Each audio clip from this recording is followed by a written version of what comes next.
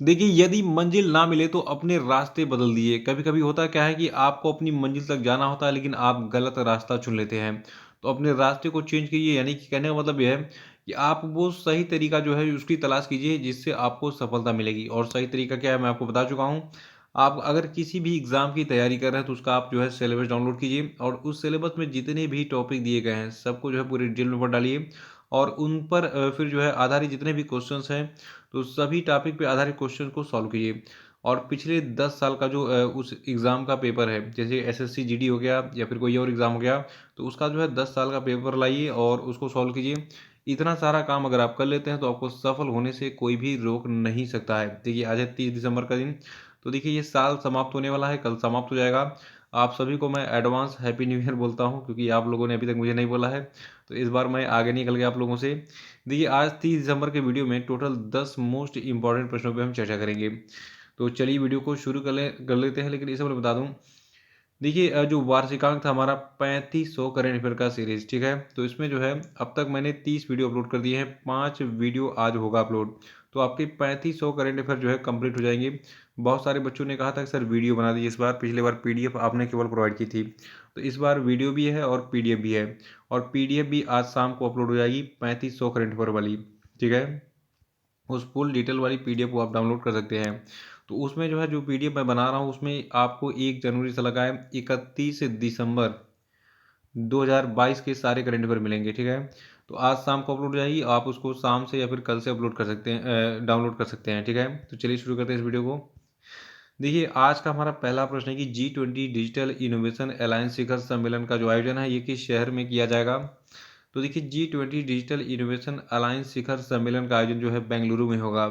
देखिए, भारत की G20 presidency के तहत केंद्रीय मंत्री अश्विनी वैष्णव ने G20 digital innovation alliance launch किया है हाल ही में। और आपको बता दूं कि G20 DIA शिखर सम्मेलन यानी कि डिजिटल इनोवेशन अलायंस शिखर सम्मेलन जो है इसका आयोजन बेंगलुरु में डिजिटल इकोनॉमी वर्किंग ग्रुप की बैठक के दौरान किया जाएगा।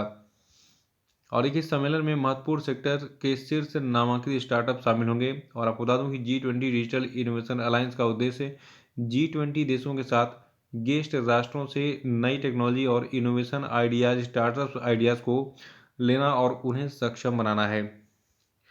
और दूसरा प्रश्न है कि इंडियन आर्मी ने पहले 3D प्रिंटेड हाउस का उद्घाटन किस शहर में किया हाल ही में? तो देखिए, जो आपका गुजरात का अहमदाबाद शहर है वहाँ पर इंडियन आर्मी ने जो है एक 3D प्रिंटेड हाउस का उद्घाटन किया है आर्मी वालों के लिए। देखिए, इंडियन आर्मी ने ये कारनामा किसके साथ मिलकर किया है ये भी इम्पोर्टेंट है क्योंकि इंडियन आर्मी अकेले तो कर नहीं पाएगी। देखिए, इंडियन आर्मी ने अहमदाबाद कैंट क्षेत्र में सैनिकों के लिए अपनी पहली 3D printed house dwelling unit का उद्घाटन किया हाल ही में, जो कि कुछ इस प्रकार से दिखती है। देखिए, इसका निर्माण जो आपका है यानी कि ये जो 3D प्रिंटेड हाउस ड्वेलिंग है इसका निर्माण मिलिट्री इंजीनियरिंग सर्विसेज ने MICOB प्राइवेट लिमिटेड के साथ मिलकर जो है किया है। और देखिए, ये घर जो है ग्रीन जोन मानकों और जोन 3 औद्योगिक मानक के आधार पर तैयार किया गया है और इसके निर्माण में नवीनतम 3D रैपिड कंस्ट्रक्शन टेक्नोलॉजी का उपयोग किया गया है। तो देखिए, ये सारी चीज़ें आपकी जानकारी के लिए थी, लेकिन जो खास चीज़ एग्जाम में पूछी जाएगी, एग्जाम में प्रश्न ये बनेगा कि इंडियन आर्मी ने अपने पहले 3D प्रिंटेड हाउस का उद्घाटन कहाँ पे किया है? तो इसका उद्घाटन अहमदाबाद कैंट क्षेत्र में किया है, याद रखिएगा इसको। और तीसरा प्रश्न है कि हाल ही में भारत ने भूटान को Mangdechhu hydro power project handover कर दिया है। ये हाइड्रो पावर प्रोजेक्ट कितने मेगावाट का है? ये एग्जाम में पूछा जाएगा। तो देखिए, ये हाइड्रो पावर प्रोजेक्ट जिसका नाम मंगदेचू हाइड्रो पावर प्रोजेक्ट है ये 720 मेगावाट का है। आइए इसके बारे में हर पॉइंट पे चर्चा कर लेते हैं जो एग्जाम में पूछे जाएंगे। देखिए, भूटान में भारत की सहायता से तैयार किया गया 720 megawatt Mangdechhu hydro power project को जो है भूटान की ड्रुक ग्रीन पावर कॉरपोरेशन को सौंप दिया गया है। और देखिए, 720 मेगावाट की इस परियोजना का जो कंस्ट्रक्शन है ये 2012 में शुरू हुआ था और इसका उद्घाटन पीएम मोदी ने अपने भूटानी समकक्ष लोटे शेरिंग के साथ 2019 में किया था। और देखिए, उस समय 2019 में पीएम जो है नरेंद्र मोदी ही थे। और देखिए, आपको बता दूं कि ये एक run of river power plant है जो कि मध्य भूटान के ट्रोंगसा जोंगखग जिले में मंगदेचू नदी पर किया गया है। यहाँ पे हमारा सबसे याद करने वाला पॉइंट क्या है कि मंगदेचू हाइड्रो पावर प्रोजेक्ट जो है ये आपका 720 मेगावाट का प्रोजेक्ट है। और इसको जो है भूटान के मंगदेचू नदी पर बनाया गया है, इसको नोट कर लीजिएगा। और ये जो है बनकर तैयार हो गया और इसको जो है भारत ने भूटान को हैंडओवर कर दिया हाल ही में।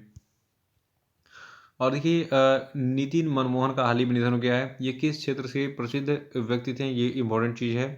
तो देखिए ये फिल्म इंडस्ट्री से जो है संबंधित थे नितिन मनमोहन। देखिए प्रसिद्ध फिल्म मेकर नितिन मनमोहन का अभी हाल ही में निधन हो गया। ये 62 साल के थे और इन्होंने जूही चावला और ऋषि कपूर की 1992 की फिल्म बोल राधा बोल जैसी हिट फिल्मों का निर्माण किया था। और देखिए जो आपके नितिन मनमोहन है, इन्होंने 1997 में फिल्म पृथ्वी के साथ अपने निर्देशन यानी कि डायरेक्शन की शुरुआत की थी। और अगला प्रश्न है कि किस केंद्रीय मंत्रालय ने सिटी फाइनेंस रैंकिंग 2022 को लॉन्च किया है।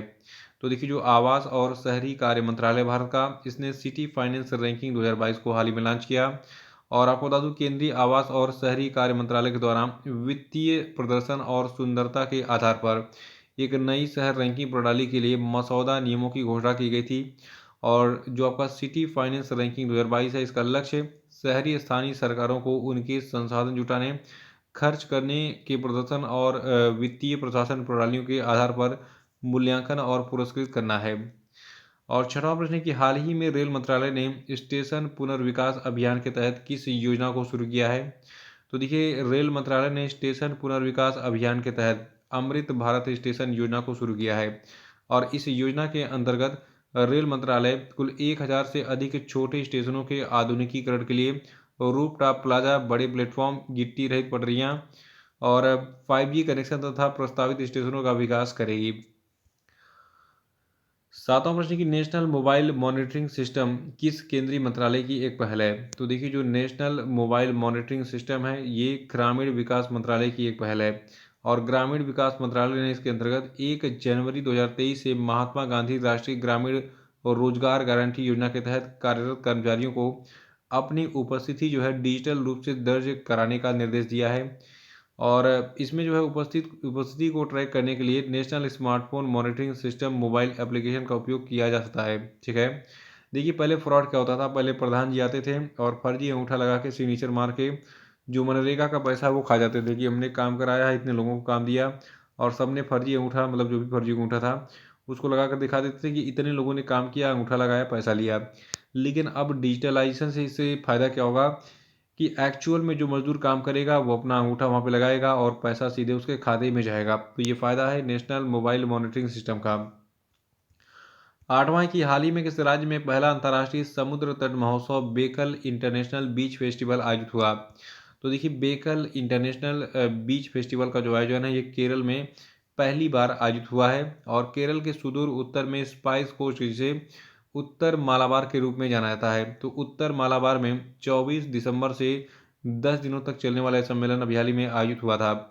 और देखिए इसका जो आयोजन है मतलब इस आयोजन का उद्घाटन जो है मुख्यमंत्री यानी कि केरल के मुख्यमंत्री पिनराई विजयन ने किया था।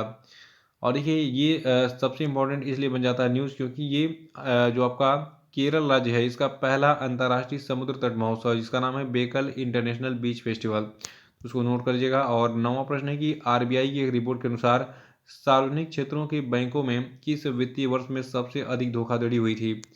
देखिए आपने देखा होगा कि आपके पास बहुत सारे फ्रॉड मैसेज आते होंगे कि आप इस लिंक पे क्लिक कीजिए, आपने 10 करोड़ डॉलर का जो है लॉटरी जीता है। आप जब उस लिंक पे क्लिक करते हैं तो आप होता क्या है कि हैकर्स जो है उस लिंक में कुछ जो है जो भी हो वायरस जो भी कह सकते हैं आप, कुछ ऐसे जो है ट्रेसेस डाल देता है जिससे आपकी इन्फॉर्मेशन वो चुरा लेता है आपके सर्च हिस्ट्री से। जैसे मान लीजिए आपने मोबाइल में अपना लॉगिन किया, उसमें अपना आईडी पासवर्ड भी डाला होगा आपने, तो वो सारी चीज़ें आपके सर्च हिस्ट्री में सेव हो जाती हैं कि आपने क्या सर्च किया, कौन सा पासवर्ड डाला। तो इसी सर्च हिस्ट्री को जो है ट्रेसेस के माध्यम से जो है जो हैकर्स होते हैं उसको चुरा लेते हैं और फिर आपका आईडी पासवर्ड यूज़ करेंगे, आपके पैसों को अपने खाते में ट्रांसफ़र कर लेते हैं। और कई बार तो आपको फ़ोन आते हैं कि सर अपना जल्दी से अकाउंट नंबर बताइए, अपना जल्दी एटीएम पिन नंबर बताइए, आपके मोबाइल पे एक ओटीपी क्या होगा उसको बताइए, नहीं तो आपका अकाउंट तुरंत बंद हो जाएगा। तो लोग घबरा के अपना ओटीपी वगैरह सब बता देते हैं जो मोबाइल पे आता है अकाउंट नंबर बताने के बाद, और फिर उनके खाते से पैसा हजम कर लिया जाता है। तो ऐसे फ्रॉडेड बहुत ज़्यादा हुए हैं और उन्हीं से संबंधित ये जो मैं आंकड़ा दे रहा हूँ ये है। तो देखिए सार्वजनिक क्षेत्र के बैंकों में जो है जो आपका वित्तीय वर्ष 2018-19 था इसमें सबसे अधिक धोखाधड़ी हुई। देखिए आरबीआई की एक ताज़ा रिपोर्ट के मुताबिक धोखाधड़ी में लोन से जुड़े फ्रॉड की सबसे बड़ी हिस्सेदारी होती है और सरकार की कोशिश में से बैंक धोखाधड़ी में कमी तो आ रही है, लेकिन अब भी सालाना 50,000 करोड़ रुपए से अधिक का बैंक फ्रॉड हो रहा है। देखिए, आपने सुना होगा बहुत सारे ऐसे लोग हैं जैसे कि मेहुल चौकसी हो गया, विजय माल्या हो गया, ये बैंकों से लोन लेकर कर्जा लेकर जो है देश छोड़कर ही भग जा रहे हैं। तो ये भी एक तरीके का फ्रॉड है। और देखिए, भारतीय रिजर्व बैंक की trend and progress of banking in India 2018-19 report के अनुसार जो पीसीबी यानी कि जो सार्वजनिक क्षेत्र के बैंक हैं, इन्होंने 2018-19 में बड़ी धोखाधड़ी में और भी अधिक योगदान दिया, जो उनके कुल मूल्य का 91.6% था। तो इसको नोट कर लीजिएगा। और 10वां प्रश्न कि हाल ही में किस देश में पहली मेट्रो सेवा शुरू हुई। देखिए, बांग्लादेश एक ऐसा गरीब देश है जहाँ पर अभी तक मेट्रो सेवा शुरू नहीं हुई थी। तो इनके पहले शहर जिसका नाम है ढाका, ठीक है, तो ढाका में ये सेवा शुरू हुई है और इस मेट्रो रेल की लंबाई 12 किलोमीटर है। और ये मेट्रो रेल दीवारी को बांग्लादेश के ढाका में अगर गांव स्टेशन से जुड़ेगा। इसको नोट कर लीजिएगा। और अब हम बात करेंगे आज के सभी क्वेश्चन अपडेट पे। आज का पहला प्रश्न आपके लिए कि पहले KR गौरी अम्मा नेशनल अवार्ड से किसको सम्मानित किया गया, बताइए।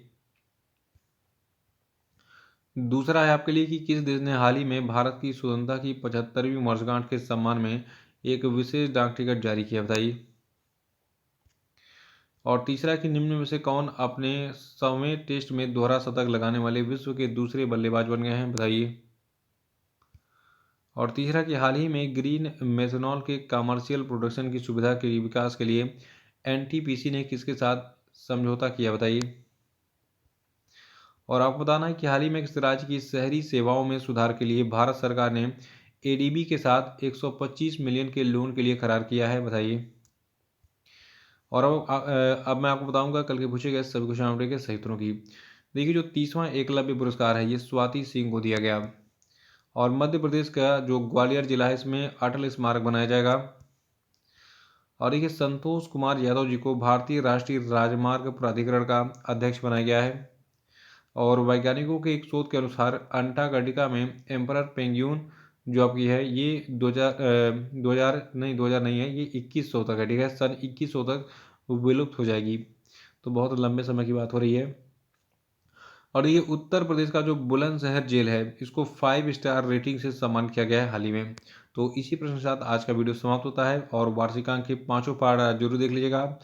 और कल मैं महामैराथन क्लास चलाऊंगा, ठीक है, उसके लिए भी तैयार रहिए। लगभग 10 घंटे का समय आपका लगेगा, 10 घंटे लगातार क्लासेस चलेंगी। तो मिलते हैं जल्द ही, धन्यवाद।